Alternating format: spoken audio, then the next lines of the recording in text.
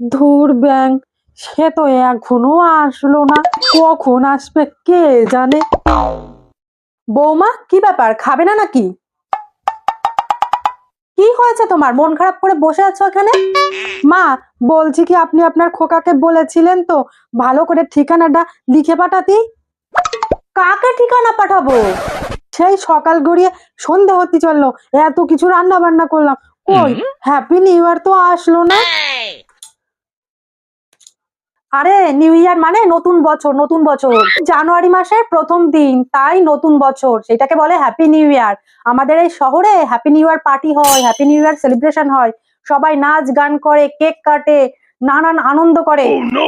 কি?